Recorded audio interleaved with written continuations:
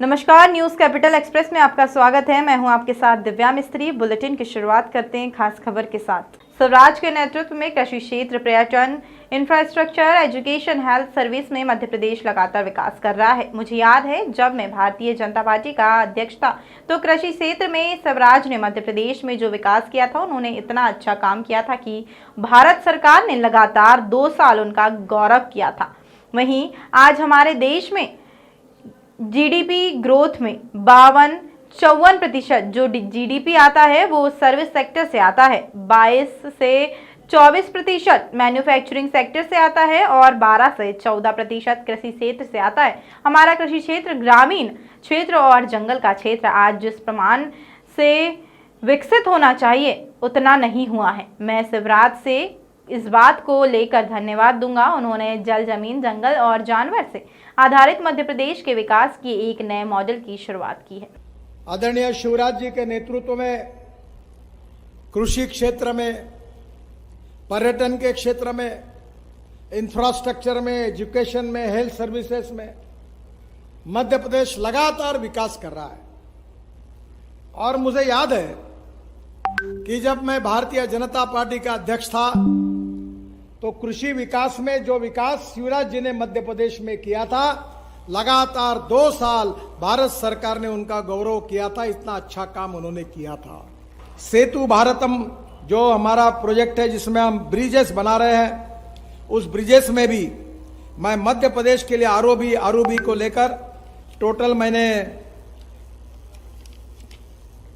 21 bridges को, जिसकी कीमत 1611 करोड़ है, 1611 करोड़ रुपए है, ऐसे 23 ब्रिजेस को मैं मंजूरी दे रहा हूं मध्य प्रदेश में और वो भी काम निश्चित रूप से पूरे होंगे। और मुझे कभी कभी बचपन से एक बात याद आती है कि हमारे यहां से बहुत साधु सन्यासी नर्मदा प्रदक्षिणा करने के लिए निकलते थे। मेरी पत्नी ने भी मुझे एक दिन कहा कि मुझे नर्मदा प्रदक्षिणा करनी है, तो मैं ये मानता हूं कि यह नर्मदा प्रदक्षिणा का विषय बहुत श्रद्धा का है और मैं भी बहुत श्रद्धालु हूं। मैंने हिंदुस्तान के सभी धर्मों के जितने धार्मिक स्थान थे वहां सब अच्छे रोड बना दिए। तो अमरकंटक जहां से नर्मदा शुरू हुई वो रोड कैसे छूटा? तो मुझे विश्वास है कि ये रोड के साथ साथ नर्मदा प्रदक्षिणा की व्यवस्था अगर होगी तो हमारी जो श्रद्धालु है उनके लिए भी एक बहुत बड़ी सौगात होगी। मुझे पता है कि जवान लोगों को रोजगार मिलना चाहिए, गांव गरीब मजदूर किसान का कल्याण होना चाहिए और जो आदिवासी समाज है जो जंगल में है, जल, जमीन, जंगल और जानवर पर आधारित आर्थिक नीति बनाकर जवान लोगों के हाथों को काम कैसे मिले, पर्यटन के द्वारा रोजगार कैसा निर्माण हो, बायोफ्यूल के फील्ड में, आयुर्वेदिक वनस्पति के फील्ड में हमारे वनवासी क्षेत्र का अलग प्रकार से विकास कैसे हो, ये बहुत जरूरी भी है। या इंजीनियरिंग कॉलेज, मेडिकल कॉलेज खुलने चाहिए। शिवराज जी, मैं देश की जनता से आपको धन्यवाद देता हूं। शायद मेरी जानकारी अगर सही होगी तो देश के इतिहास में हिंदी में मेडिकल शिक्षा और इंजीनियरिंग शिक्षा देने का काम आपने किया है। मैं देश की पूरी जनता की ओर से आपको धन्यवाद देता हूं, आपका अभिनंदन करता हूं कि आपने एक ऐतिहासिक काम किया है। बहुत बहुत बधाई देता हूं। पर सामाजिक, आर्थिक, शैक्षणिक से पिछड़ा हुआ यह क्षेत्र है। शिवराज जी और मैं जिस विचारधारा पर कार्य करते हैं वो पंडित दीनदयाल उपाध्याय जी का अंत्योदय का विचार हमारी जीवन निष्ठा है। पंडित दीनदयाल उपाध्याय ने अंत्योदय के सामाजिक आर्थिक चिंतन में क्या कहा है? उन्होंने कहा है कि समाज के जो गरीब है, शोषित है, पीड़ित है, दलित है, सामाजिक, आर्थिक, शैक्षणिक दृष्टि से पिछड़े हुए हैं, जिनको हम दरिद्र नारायण कहते हैं, जिन लोगों को रहने के लिए घर नहीं है, जिनके शरीर पर कपड़ा नहीं है, खाने के लिए रोटी नहीं है, उस दरिद्र नारायण को हम भगवान माने। और जिस दिन उस व्यक्ति को रोटी, कपड़ा और मकान नहीं मिलेगा, उस दिन तक हम स्वस्थ नहीं बैठेंगे, उस दिन तक लगातार कार्य करते रहेंगे। यही हमारा मिशन है, यही हमारा सपना है, यही हमारा कन्विक्शन है और यही हमारा उद्देश्य है। हम जिस विचारधारा को लेकर चल रहे राष्ट्रवाद, राष्ट्र सर्वोपरि हमारा आत्मा है और राष्ट्र का सर्वांगीण विकास करना है तो गुड गवर्नेंस, और डेवलपमेंट, राष्ट्रवाद के साथ सुशासन और विकास, और उसके साथ पंडित दीनदयाल उपाध्याय जी का आर्थिक चिंतन, जो सामाजिक आर्थिक चिंतन है अंत्योदय के नाम से, जो पिछड़े व्यक्ति को भगवान मानकर कार्य करने की प्रेरणा दी है, वो अंत्योदय हमारा उद्देश्य है। गृह मंत्री नरोत्तम मिश्रा का बयान। शिवपुरी में ऑनर किलिंग मामले पर ऑनर किलिंग नाम का उपयोग किया गया है। दरअसल का मामला होता नहीं, मोहल्ले के बच्चे के साथ युवती गई थी और अब उसका भी बच्चा है और दीपावली पर यह लोग घर आए थे। उस दौरान घटना घटित हुई, 7 लोगों पर मामला दर्ज किया गया और उस लड़की के पिता सुरेश जाटव को गिरफ्तार कर लिया गया। उद्योगपति द्वारा पत्नी से मारपीट मामले पर उनकी पत्नी का मामला है, गहराई तक अभी पहुंचे नहीं है। जांच के आदेश दिए गए हैं और मध्य प्रदेश में शिवराज की सरकार किसी भी तरीके से अन्याय बर्दाश्त नहीं किया जाएगा और सभी को न्याय मिलेगा।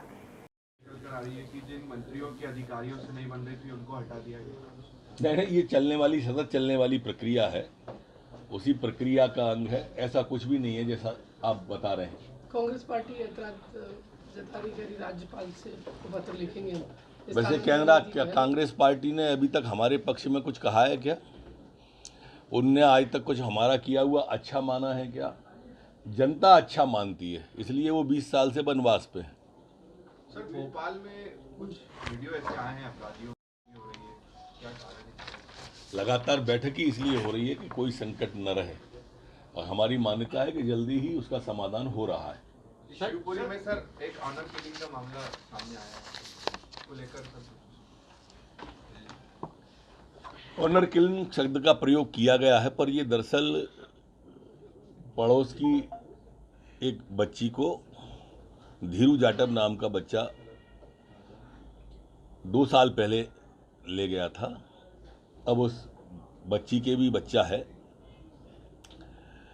इसमें वो अभी दिवाली के बाद से आया हुआ था, तो उसके बाद में ये घटना घटी है।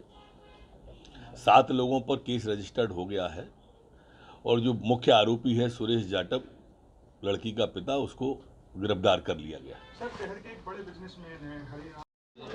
प्रारंभ करो, फिर छोड़ दिया, उससे भूमिका बन जाती है। शुरू करो। सर, यस, बोलो। एक बैठक ली है और ये कहा है कि वो वचन पत्र फिर से तैयार करें और उसमें जो पहला वचन पत्र था उसको भी शामिल करेंगे, क्या है? माननीय कमलनाथ जी को खेद पत्र तैयार करना चाहिए पहले। जो उन्होंने किसानों से, नौजवानों से झूठे वादे किए थे पिछली बार, उसके लिए खेद पत्र जारी करें तो अच्छा है। और वैसे भी नए वचन पत्र को बनाने की जरूरत क्या है? पुराने वाले वचन पत्र की तारीखें बदल दें बस, क्योंकि किया तो उसमें भी कुछ नहीं है ना, तो तारीख बदल दे, काम चल जाएगा। ये अधिकारियों के साथ वीडियो बना रहे थे, उससे वायरल कर रहे हैं, इस तरह की चीजें पहली बार देखने को। विषय संज्ञान में आया था। कल वाले वीडियो पर 6 लोगों को गिरफ्तार कर भी लिया है और इन पर अब सख्त कार्रवाई करने का विचार है। जो प्रमुख हैं उसमें, उन पर रासुका की भी कार्रवाई कर रहे हैं और इस तरह की पुनरावृत्ति न हो। इस तरह के लोग जिन पर मुकदमे अधिक हैं, जिनको बाउंड ओवर किए गए हैं, जिनकी जमानतें जिनने दी हैं, इनसे वसूली भी करेंगे और जमानतदारों से भी वसूली करेंगे और रासुका की कार्रवाई करेंगे। राहुल गांधी भारत जोड़ो गैंग यात्रा सक्रिय है ज्यादा। इसमें 12 पन्ने का एक बुकलेट जारी किया है। गंभीर मारपीट की घरेलू हिंसा के एक अस्पताल में भर्ती है, वीडियो वायरल किया, मदद की गुहार लगाई है। क्या है मामला? टीटीनगर थाने का मामला। पति पत्नी का मामला है, इसलिए उसकी अभी गहराई तक हम नहीं पहुंचे हैं। जहां तक न्याय की गुहार है, ये मध्य प्रदेश है, शिवराज सिंह जी की सरकार है, कानून का राज है, सभी को न्याय मिलेगा। जांच के निर्देश दिए हुए निश्चित। सर, नेता प्रतिपक्ष जी कह रहे हैं कि लगातार छोटे छोटे सत्र हो रहे हैं मध्य प्रदेश में, हमको बात रखने का मौका नहीं मिल रहा है, इसलिए अब अगले सत्र में सम्मान करेंगे सरकार का छोटे सत्र करने के लिए। जो सत्र होता है उसमें तो बात रखते नहीं है, फिर कहते हैं सत्र बड़ा कर दो। हल्ला मचाने के लिए सत्र नहीं होते हैं और इसलिए उन्हें ये ध्यान रहे कि जो सत्र है एक बार तो कभी सार्थक चर्चा करके दिखाएं। जब चर्चा की बात आती है तब हल्ला करते हैं, तब पलायन करते हैं। मुख्यमंत्री तक का तो भाषण सुनते नहीं।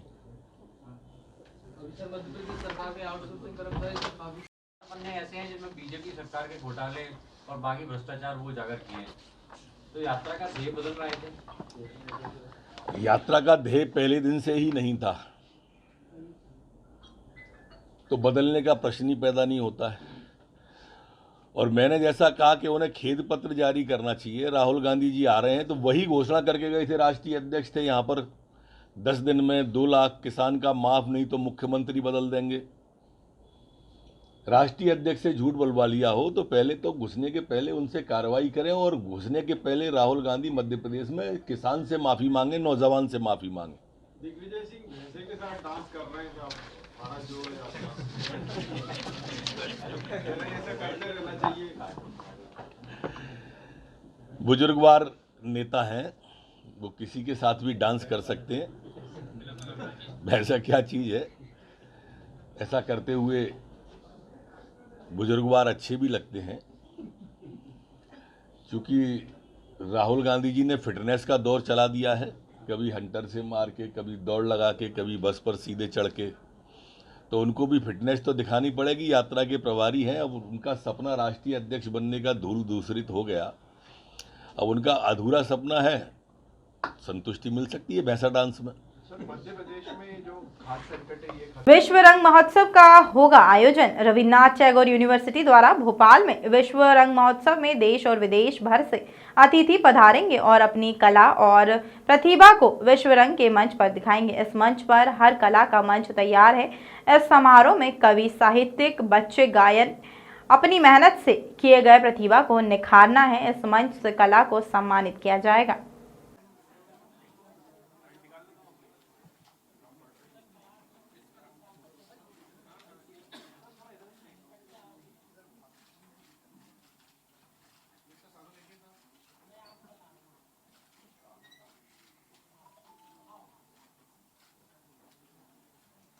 धन्यवाद, थैंक यू।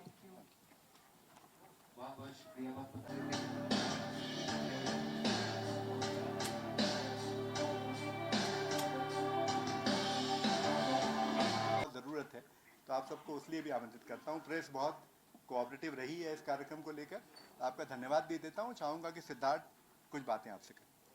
ऐसा हुआ है कि देश में किसी शैक्षिक संस्थान ने या विश्वविद्यालय ने इस तरह के कार्यक्रम का आयोजन किया और इसका बड़ा प्रभाव पूरे विश्व में पड़ा है। जब हमने 2019 में इसके बारे में सोचा था तो मूल जो अवधारणा इसकी ये है कि आज विश्व में और हिंदी भाषा के सामने इतनी बड़ी संभावना बनी हुई है वैश्विक भाषा बनने के लिए, और टेक्नोलॉजी ने भी ये संभव किया है कि हमको इसका प्रचार प्रसार करने के बारे में बहुत गंभीरता से प्रयास करना चाहिए। मित्रों, हमारे भीतर जो भी हिंदी को लेकर बात हो, लेकिन हिंदी को ये अवसर नहीं चूकना है और हमें विश्व की अन्य भाषाओं के बरक्स इसको खड़ा करना है। दूसरी बात, जब भी हम ऐसा करते हैं तो हम हिंदी के साथ साथ भारतीय भाषाओं की भी बात करते हैं और भारतीय भाषाओं को साथ लेके चलना चाहते हैं। और तीसरी बात, जो बोलियां हैं उन बोलियों को भी भाषा में समाहित करना चाहते हैं, क्योंकि बोलियां ही हैं जो हिंदी को रस प्रदान करती हैं। ये हमारी मूल अवधारणा थी।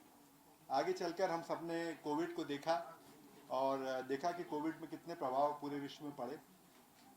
तो इस बार की जो मूल अवधारणा है वो ये है कि विकास का जो रास्ता हमने पकड़ा है उससे प्रकृति के साथ समन्वय करके ही संभव है कि दुनिया जो है बची रहे, नहीं तो दुनिया के सामने विकास का ही संकट भाषा के अलावा खड़ा होने वाला है। और जब महात्मा गांधी स्वतंत्रता की बात करते थे तो भाषा को जोड़ के उसकी बात करते थे। तो एक ओर तो भाषा है, भारतीय भाषाएं हैं और बोलियां हैं, और दूसरी ओर युद्ध के सामने प्रेम और करुणा का साहित्य है। ये दो बातें बड़ी हमारे विश्व रंग लेता है। और तीसरी बात जो है कि वो सारी विधाओं को साथ में लेके चलता है। जैसा आपने टीजर में देखा, कविता भी है, कहानी भी है, कलाएं भी हैं, संगीत भी है, पेंटिंग भी है, और साथ में जो युवाओं के लिए अवसर हैं, स्टार्टअप है, एंटरप्रेन्योरशिप है, और जो भाषाई अनुभव है, कंटेंट निर्माण की बात है, फिल्मों में जो नया काम हो रहा है उसके बारे में बात है। तो विश्व रंग ऐसा एक भरा पूरा सम्मेलन है या महोत्सव है जिसमें ये सारी चीज़ें शामिल हैं। मैं दूसरी सर 3 साल बाद विश्व रंग का कार्यक्रम हो रहा है और क्या संदेश देना चाहेंगे आप? 3 साल बाद नहीं पता हाँ होता रहा ऑनलाइन होता रहा ऑफलाइन हो रहा है। थोड़ी शांति हो जाए बस बोलते दो छोटा सा संदेश दीजिए। विश्व रंग 2022 इस बार लगभग 50 देशों में हो रहा है और अंतर्राष्ट्रीय स्वरूप इसने ग्रहण कर लिया है। ये देश का लगभग सबसे बड़ा फेस्टिवल है जो भारतीय भाषाओं पर केंद्रित है। मैं ये बताना चाहूँगा कि हिंदी के सामने इस समय बड़ी संभावना है और हिंदी वैश्विक भाषा बन सकती है।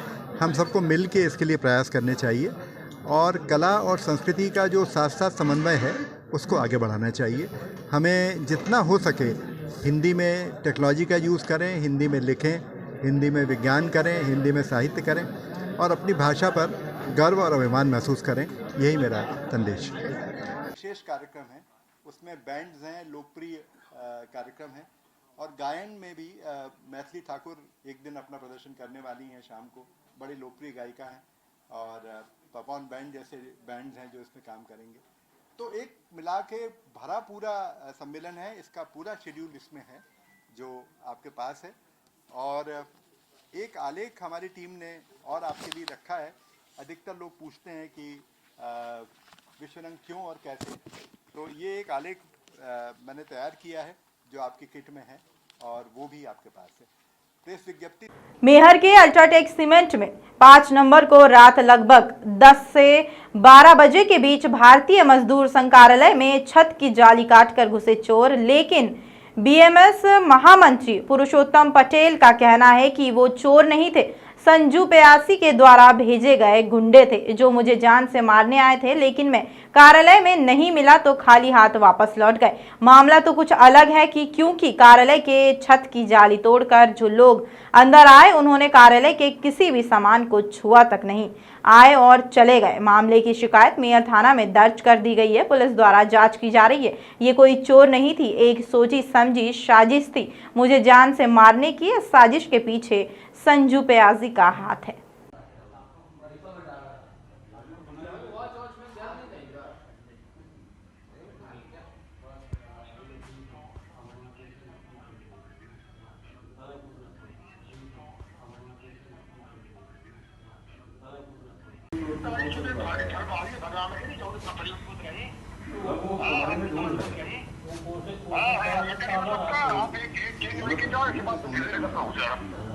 अच्छे से ईमानदारी से भारी धनवाही भगा में नहीं जाओ पतली में खाई तो मछली ना करता हो। ये बता कि महेश परसों भगा दे, इसे भगा दे कितने मंटू को करके हम ही बुरा लगा बात सबसे ठीक है। तो तुम आदर चोट को भी के चले गए मतलब वो बोली महेश के थे बामन के तमनते थे बामन से गला काटते हम सब एक आए तरी माता चोट।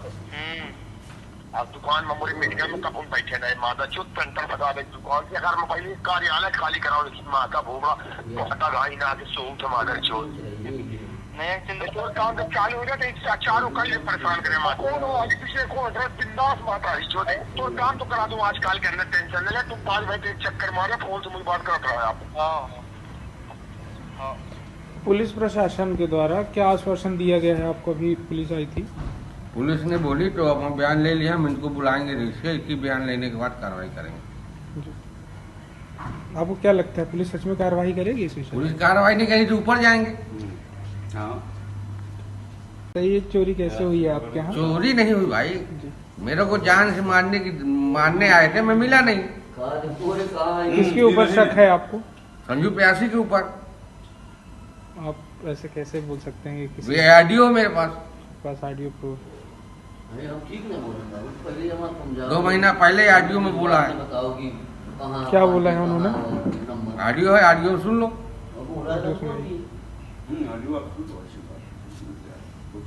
गुना मध्य प्रदेश के स्थापना सप्ताह समारोह के अंतर्गत 6 नवंबर को स्थापना दिवस कार्यक्रम प्रदेश के पंचायत एवं ग्रामीण विकास विभाग कैबिनेट मंत्री महेंद्र सिंह सिसोदिया के मुख्य अतिथि में आयोजित हुआ, जिसमें पंचायत मंत्री ने मध्य प्रदेश की भाजपा सरकार और मुख्यमंत्री की जनहित योजनाओं का जिक्र करते हुए पूर्व कांग्रेस सरकार पर जमकर तंज कसा। मंत्री बोले कि पूर्व कांग्रेस सरकार ने अपने किए हुए वादे पर काम नहीं किया, जिसके कारण हमने सिंधिया के साथ कांग्रेस को छोड़ा और भाजपा में शामिल हुए। वहीं पंचायत मंत्री जल संसाधन विभाग, वन विभाग, मध्य प्रदेश विद्युत वितरण कंपनी कंपनी के बिमोरी विधानसभा क्षेत्र के मकराबदाबाद स्थित पर आयोजित किया गया। 13 में मुख्यमंत्री बने थे और उस समय ग्रामीण क्षेत्र का सर्वाधिक विकास कार्य हुआ था।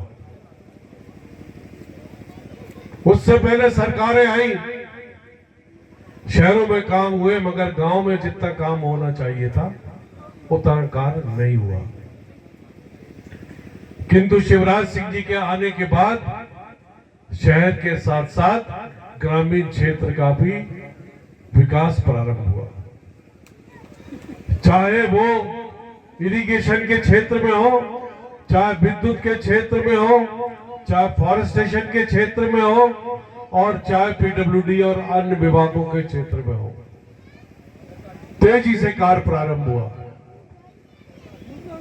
हमारी ग्राम पंचायतों में, हमारे गांव में खरंजों का निर्माण प्रारंभ हुआ, पंचायत भवन बनने का काम प्रारंभ हुआ, सब स्टेशन बनने का काम प्रारंभ हुआ, तालाबों का काम प्रारंभ हुआ और वो कड़ी विकास की आज भी मध्य प्रदेश में चल रही है। 15 माह का बीच का कार्यकाल कांग्रेस पार्टी का, जिसमें हम भी मंत्री थे और हमें लगा कि हमारी पार्टी सही रूप से विकास कार्यों में अपनी सहभागिता नहीं कर रही है। जो कांग्रेस पार्टी ने अपने चुनावी घोषणा पत्र में जो वायदे किए थे, उन वायदों पे ये खड़ी नहीं उतर रही है। इसलिए आदरणीय महाराज साहब ज्योतिरादित्य सिंधिया जी के साथ हम सब ने मिलकर कांग्रेस छोड़ी और भारतीय जनता पार्टी में प्रधानमंत्री नरेंद्र मोदी जी और माननीय मुख्यमंत्री शिवराज सिंह जी के नेतृत्व में हम लोग सब भारतीय जनता पार्टी में आ गए। अवधपुरी चौराहे से जिला कांग्रेस महामंत्री प्रद्युमन तिवारी एवं जिला कांग्रेस सचिव महेश विश्वकर्मा के नेतृत्व में भारत जोड़ो यात्रा का प्रारंभ किया, जिसमें सैकड़ों कांग्रेस कार्यकर्ताओं ने सहभागिता प्रदान कर माननीय राहुल गांधी के आदर्शों एवं सपने को साकार करने के लिए संकल्प लिया। कार्यक्रम में कांग्रेस जिला अध्यक्ष कैलाश मिश्रा एवं भारत जोड़ो यात्रा प्रभारी रविंद्र साहू ने उपस्थिति होकर कार्यकर्ताओं का मार्गदर्शन किया। वहीं मिश्रा ने अपने कार्यकर्ताओं को संबोधित करते हुए कहा कि राहुल गांधी संपूर्ण भारत में कन्याकुमारी से कश्मीर तक पैदल यात्रा कर रहे हैं। हम सभी को हर ब्लॉक, मंडल, सेक्टर तक यह यात्रा निकाली जाएगी।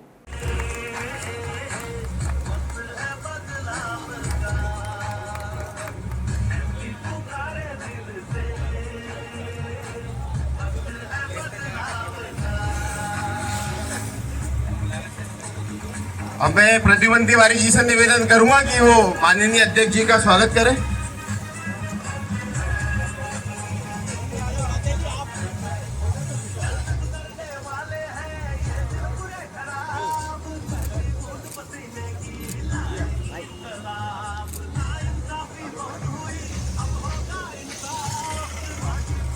सभी भाई लोग एक लाइन में आ जाएं।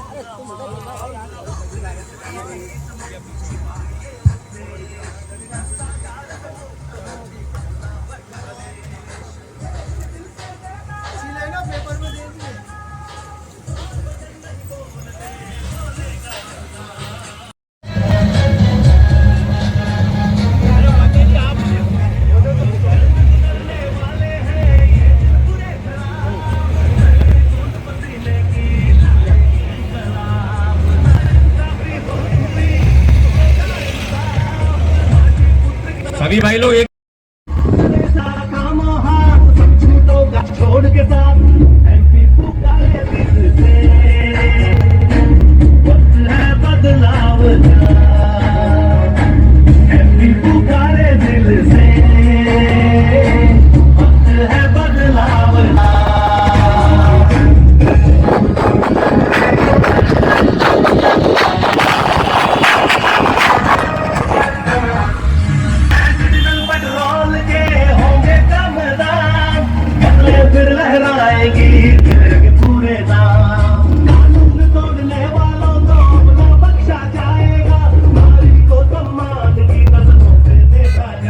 भारत जोड़ो अभियान यात्रा की आज तैयारी पे रैली निकाली गई है।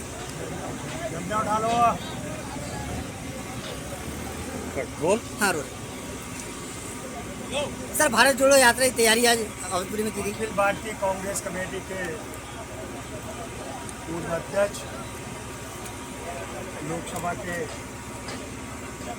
सदस्य, हम सबके नेता परम श्रद्धेय राहुल गांधी जी की भारत जोड़ो यात्रा हमारे देश में कन्याकुमारी से लेकर कश्मीर तक चल रही है। उसी कड़ी में बहुत जल्दी लगभग 20 नवंबर के आसपास मध्य प्रदेश की सीमा खंडा के अंदर ये यात्रा प्रवेश करेगी और लगभग 13 दिन तक ये मध्य प्रदेश में यात्रा चलेगी और खंडवा से लेके आगर तक ये यात्रा रहेगी। मध्य प्रदेश के लाखों लोग उस यात्रा में शामिल होंगे। भोपाल के भी हजारों लोग उस यात्रा में शामिल होंगे। आज उसी कड़ी में हमारे अवधपुर क्षेत्र में आदरणीय तिवारी जी, आदरणीय मंत्री साहब विश्वकर्मा जी के नेतृत्व में हमारे भारत जोड़ो यात्रा के भोपाल के प्रभारी रवि साहब जी के नेतृत्व में एक उप यात्रा का यहाँ पर प्रारंभ की जा रही है। उसमें हमारे सभी साथी का यहाँ पर उपस्थित है और हम इस क्षेत्र में अवधपुरी को यात्रा करेंगे। सर, आज ये यात्रा का आयोजन आपके द्वारा किया गया है, कहाँ से यात्रा गुजरेगी? देखिए, जैसा कि आदरणीय हमारे नेता राहुल गांधी जी कश्मीर से लेकर कन्याकुमारी तक इस यात्रा को निकाल रहे हैं और हमारे नेता आदरणीय राहुल गांधी जी ने कहा है कि इस देश में दो प्रकार की विचारधारा है।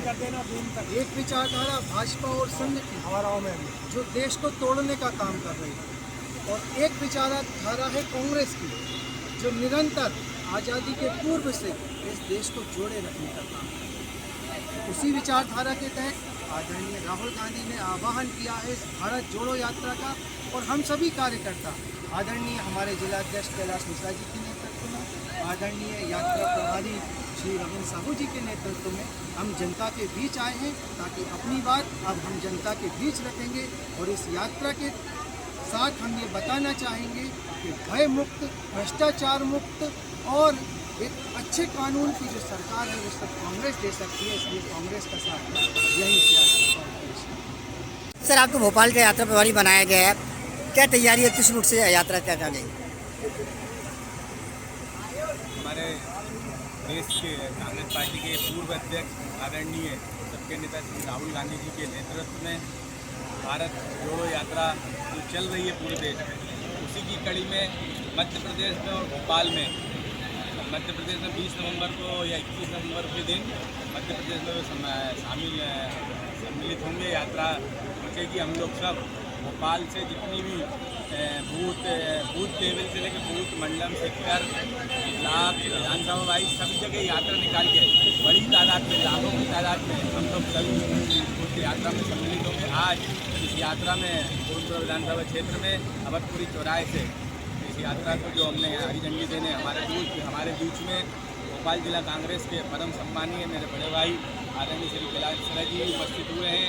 उनके साथ हमारे ब्लॉक अध्यक्ष श्री राम दुबे जी, श्री ललित सेन जी और इस यात्रा को जिन्होंने पूरा रूप दिया और ये यात्रा को चालू की है प्रद्युमन तिवारी जी, महेंद्र विश्वकर्मा जी, इन सभी का हम बहुत बहुत तहे दिल से आभार है कि ऐसे ही हर ब्लॉक और मंडलम सेक्टर में हम लोग यात्राएं निकालें जिससे हम भारत को जोड़ने का काम करें। जो भारत जोड़ने का काम चल रहा है उसी प्रयास में ये भारत जोड़ो यात्रा निकाली जा रही है, जिससे जैसा कि अध्यक्ष जी ने बोला कि ना हमें लोकसभा में बोलने दिया जाता है, ना राज्यसभा में, ना विधानसभा में, क्योंकि आज जो महंगाई का दौर चल रहा है, देश जो हाहाकार मचा हुआ है, महंगाई चरम पर है, ये पब्लिक से सीधे जुड़ के उनको बताया जाएगा कि हाँ आज हम सब लोग परेशान हैं। इसी उपलक्ष्य में भारत जोड़ो यात्रा निकाली सर, जैसा कि हमारे सभी वरिष्ठ नेताओं ने बताया कि हाईकमांड के आदेश पर भारत जोड़ो यात्रा कार्यक्रम क्योंकि भारतीय जनता पार्टी हमेशा बांटने की राजनीति करती है, धर्म जाति और सांप्रदायिकता के नाम पर बांटने की राजनीति करती है। इसीलिए कांग्रेस पार्टी ने ये संकल्प लिया है कि लोगों के बीच में जाके भारत देश को एक साथ जोड़ना है और भारतीय जनता पार्टी की जो विचारधारा है कि फूट डालो राज करो, उस विचारधारा को नष्ट करना है। इसीलिए हम आज अपने वार्ड क्रमांक 61 में भारत जोड़ो यात्रा का आयोजन करेंगे। भिंडराट महो रेलवे लाइन की मांग बुंदेलखंड अंचल लंबे अरसे से करता चला रहा है। अभी हाल ही में भिंडराट महोबा रेलवे लाइन के सर्वे के लिए पुनः बजट की रेल मंत्रालय के द्वारा बात कही गई है, जिसको लेकर पूर्व सांसद डॉक्टर रामलखन सिंह ने रेल मंत्री को पत्र लिखने की बात करते हुए कहा कि 2003 में ही उनके द्वारा भिंडराट महोबा रेलवे लाइन का सर्वे एवं करीब 550 करोड़ रुपए का एस्टीमेट बनवा कर तैयार किया गया था, लेकिन बजट अलाउड नहीं होने में काम चालू नहीं हो पाया। एक बार फिर से भिंडराट महोबा रेलवे लाइन के पुनः सर्वे को लेकर पुनः सांसद डॉक्टर रामलखन सिंह ने सवाल उठाते हुए कहा कि 2003 में ही सर्वे एवं एस्टीमेट बनकर तैयार हो गया था।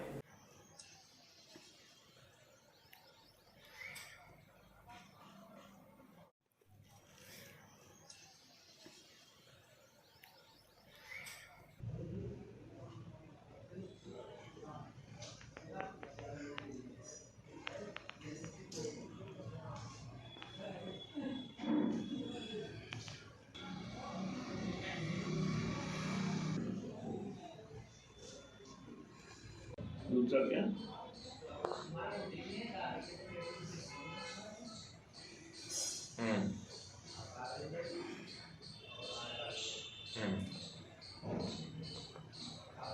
हाँ कल आऊँगा।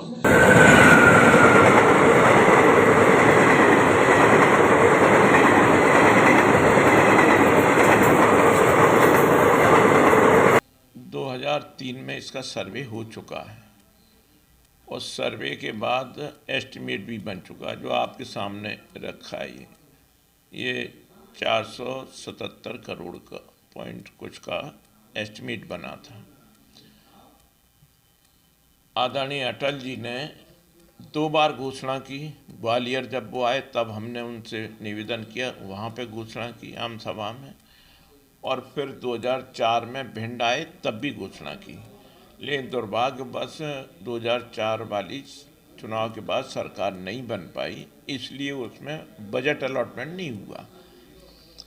अब उसके बाद जो भी सांसद रहे, हम सभी से रिक्वेस्ट करते रहे कि इसमें कोशिश करो बजट अलॉटमेंट हो जाए तो काम शुरू हो जाए, लेकिन नहीं हो पाया। उसमें फिर कुछ भागीरथ प्रसाद ने फिर कुछ फेरबदल बोले हो गया है, अब नए सिरे से होगा। फिर अभी सुना है संध्या जी ने कुछ बोला कि वो उसमें सर्वे के लिए पैसा देने की बात हो गई। लेकिन मेरा इसमें ये कहना है कि जब सर्वे हो चुका, एस्टीमेट बन चुका, तो मान लीजिए अगर उस समय बजट नहीं मिला तो अब इसी को रिवाइज किया जा सकता, तो समय बच सकता है। लेकिन अब अगर फिर से दोबारा से सर्वे होगा, फिर एस्टीमेट बनेगा, तो इसमें फिर उतना ही समय लगेगा जितना हम एस्टीमेट हम बनवाने में, मान लीजिए हम बजट अलॉटमेंट में हमको सफलता नहीं मिली थी तो नहीं हो पाया था। अब जो लोग रहे उसके बाद वो कोशिश करते तो हो सकता था, अभी भी हो सकता है अगर इसी पे कंसंट्रेट करें। लेकिन वो अधिकारी लोग पता नहीं किस तरह से क्या घुमा देते हैं कि फिर से उसका सर्वे होगा, फिर एस्टीमेट बनेगा, फिर बजट अलॉटमेंट होगा, तो ये एक लंबी प्रक्रिया है। तो अभी हम लगातार जब लगे रहे, उसके बाद भी 2003 में एस्टीमेट बन के तैयार हो गया था, लेकिन उसके बाद बजट अलॉटमेंट नहीं हो पाया। बीच में कांग्रेस की सरकार रही 10 साल तक, तो उन लोगों ने कोई इस पर गौर नहीं किया। अब फिर से जब बीजेपी की सरकार आ गई तो जो सांसद बीजेपी के हैं वो लोग प्रयास करते तो शायद हो जाता, लेकिन नहीं हो पाया। अब हमारा इसमें ये कहना है कि अभी भी कुछ नहीं हो गया। ये कहना चाहिए कि भाई एस्टीमेट बना हुआ है पहले का, तो इसको रिवाइज करें, क्योंकि कॉस्ट बढ़ जाएगी, निश्चित तौर पे बढ़ेगी। अगर रिवाइज करवा के इसमें बजट अलॉटमेंट हो जाए। भिंड जिले के बारोली गांव के रहने वाली निवासी प्रवीण सिंह कुशवाहा का अचानक तबीयत बिगड़ने से हुआ निधन। प्रवीण सिंह वर्ष 2009 में सीआरपीएफ में भर्ती हुए थे। 1996 में उनकी शादी हुई थी। प्रवीण सिंह एक बेटा और एक बेटी है। 15 दिन पहले अपने घर पर छुट्टी पर आए थे। ड्यूटी पर जाते समय जल्द ही वापस घर आने की बोल कर गए थे, मगर किस्मत को कुछ और ही मंजूर था। कपूरथला जालंधर में हेड कांस्टेबल के पद पर तैनात प्रवीण सिंह कुशवाहा की अचानक तबीयत बिगड़ गई, जहां उनके अस्पताल ले जाया गया। अस्पताल में इलाज के दौरान उनका निधन हो गया। जैसे ही परिजन को यह दुखद सूचना लगी तो एक बेटा, एक बेटी, पत्नी सहित परिजनों का रो रो कर बुरा हाल हो गया। प्रवीण सिंह का शव भिंड स्थित भरोली स्टार रोड निज निवास पर सीआरपीएफ की टुकड़ी लेकर पहुंची, जहां सीआरपीएफ के जवानों, अधिकारियों, जनप्रतिनिधियों सहित सैकड़ों की संख्या में स्थानीय लोगों ने पुष्प अर्पित किए।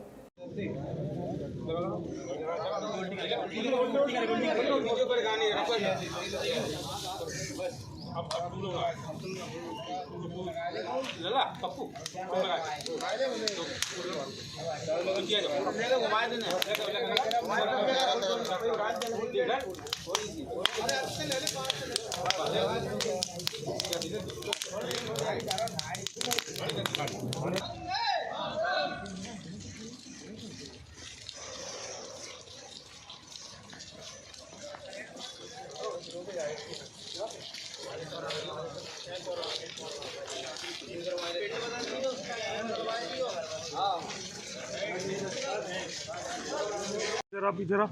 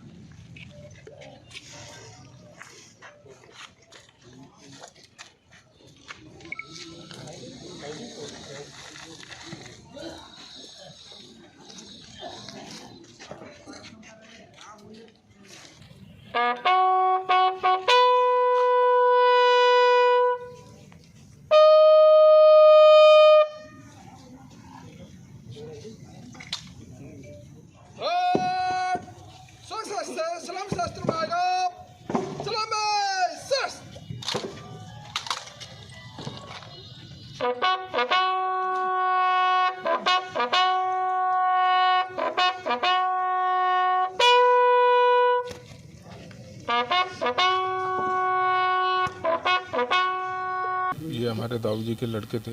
नाम प्रवीण सिंह कुशवाहा, उम्र इनकी 48 साल, और ये 2000 में भर्ती हुए थे सीआरपीएफ में। और इनके 2 बच्चे हैं, एक लड़की और एक लड़का। इनकी शादी 96 में हुई थी और लड़की की शादी हो चुकी है। इनका एक लड़का है और ये शहीद हो गए। अभी 15 दिन पहले छुट्टी आए थे और फिर आने की बोल गए थे, लेकिन अभी उनका तिरंगे में लिपटा हुआ शरीर आया है, वो तो नहीं आए। कैसे सही हुई है? अधिकारियों से बात हुई है? अधिकारियों से बात हुई तो उन्होंने बताया कि इनकी तबीयत खराब हो गई थी, हॉस्पिटल में एडमिट कराया और वहाँ पे इनका देहांत हो गया। क्या पहले भी स्वास्थ्य नहीं, पहले कभी स्वास्थ्य खराब। फिलहाल की खबरों में बस इतना ही। बने रहिए हमारे चैनल के साथ। नमस्कार।